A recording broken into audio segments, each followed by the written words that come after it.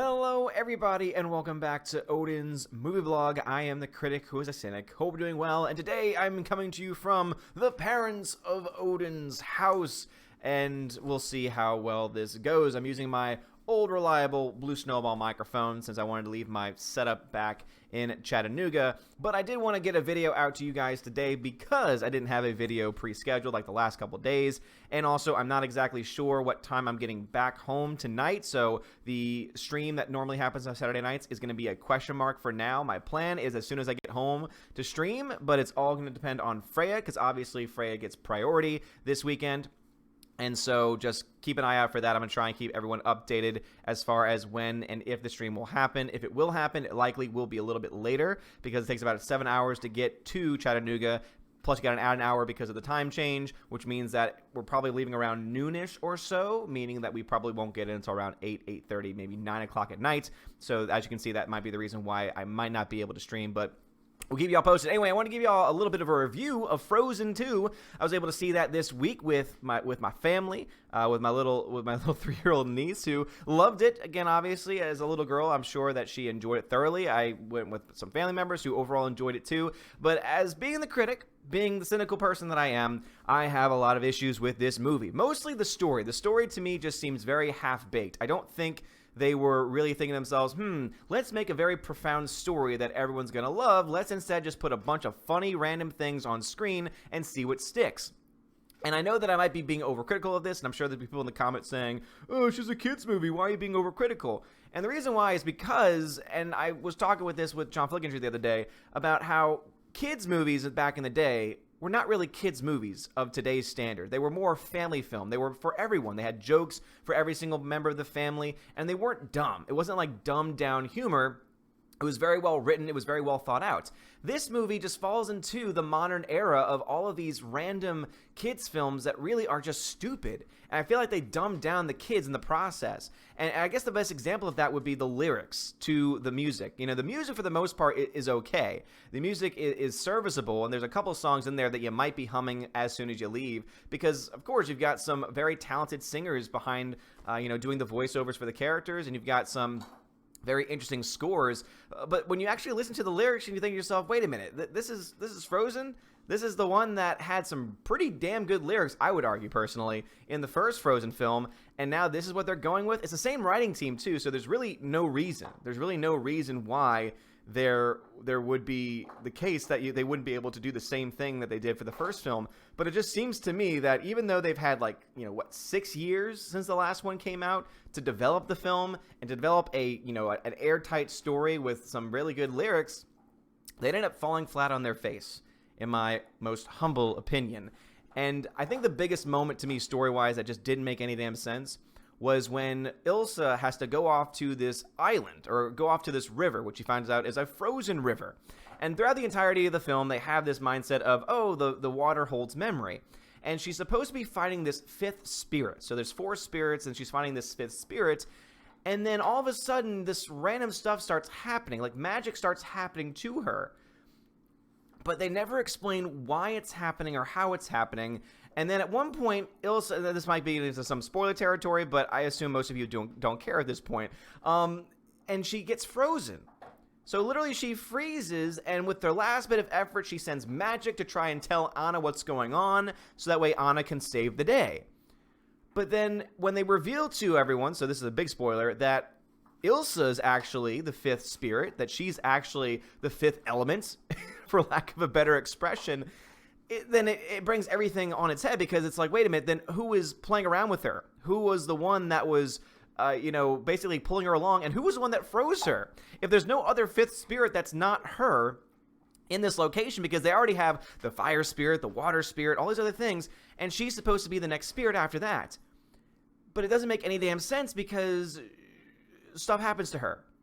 And if there is no other spirit, if there's no other aspect to it, then it just doesn't make any sense. So I know that that's a nitpick to some people, but to me it's a pretty big plot point, because the whole purpose is that she splits off from Anna. Like, the whole point is, oh, Anna and her must be together because Anna's going to protect her. And then all of a sudden they still split up anyway. It's like, okay, plot convenience. And then she gets frozen. so that she can't save the day, so that Anna has to save the day once again. And it's just like, wait a minute, this just seems like you're doing the same plot, except you're flipping the characters around a little bit, and then you're putting in a bunch of plot conveniences that really don't make any sense when you sit down and honestly just have one single thought about it. And it bothers me. It really does. But we can't deny that the film is doing well. So it's already made $430.5 million. By the end of this Thanksgiving weekend, it's probably going to easily top the $500 million mark, meaning that this film will definitely be on pace to cross the $1 billion mark. Once again, another Disney film crossing the $1 billion mark, and yet another poor attempt at a movie from Disney. Every movie I feel like Disney has put out this year has been, again, sequel, remake, reboots, and all of them have been trash. They've been soulless. They've been lifeless. And, some might argue that this film is boring, and I could see why many people would think it's boring. But to me, it's just poorly written. It's poorly put together. And it's just interesting the decisions that they decide to make as far as who gets priority, who gets the focus. Now, I'm not going to say that I didn't laugh at this movie. No, I laughed a couple of times. I personally love Olaf. Olaf is one of those characters that I personally love, because I think Josh Gad's voice work is great. Some people hate his voice. Some people get annoyed by it. I just think it's kind of funny. And I like a lot of the jokes that he says throughout it. But other than his, comedic relief, the film has no life to it. The film has no real... It just, as I said, it doesn't make a lot of sense. It has a lot of issues, a lot of plot flaws to it. And overall, it just seems like, once again, another cash grab by Disney. It reminds me a lot of, Aladdin that came out this year, Lion King that came out this year. Pretty much almost all of the major Disney projects that came out this year all lacked any life whatsoever and was blatant attempts by Disney just to make some money. And we can argue that movie studios want to make money, and that's going to be their primary focus.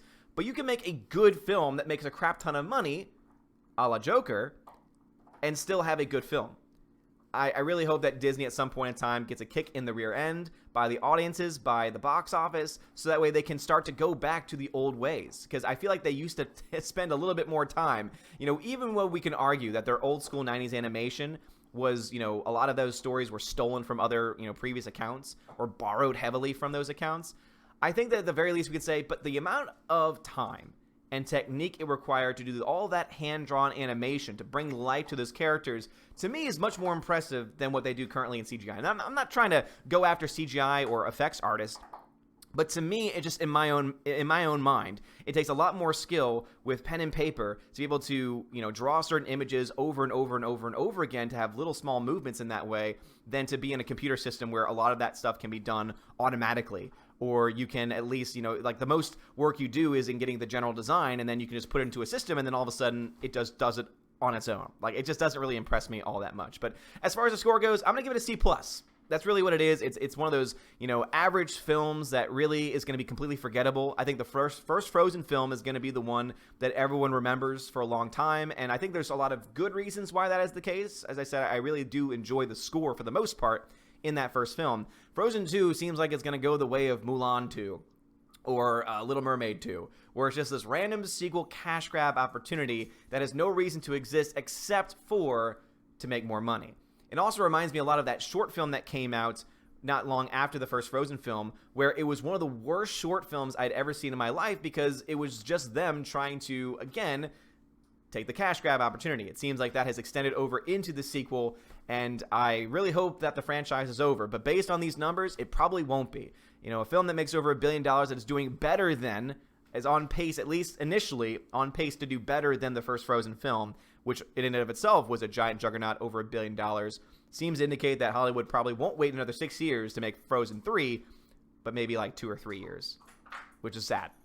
But anyway, what are your thoughts about Frozen 2? Did you like it? Am I being too harsh? Am I being too critical? Are there certain things that maybe I missed? As I said, this is kind of an impromptu video because I had a little bit of extra time before we head out. I'm meeting up with some friends a little bit to do some brunch action. So I figured, hey, might as well record a video since I've got all my setup. And let me know how everything looks and sounds, because it's using just the webcam from, webcam from the computer, and of course the good old blue Snowball microphone. So anyway, you guys are freaking awesome. I love you guys so much. Please smash the like button, hit that subscribe if you haven't done so already. You are all amazing and beautiful people. Have a wonderful night, and as always, God bless.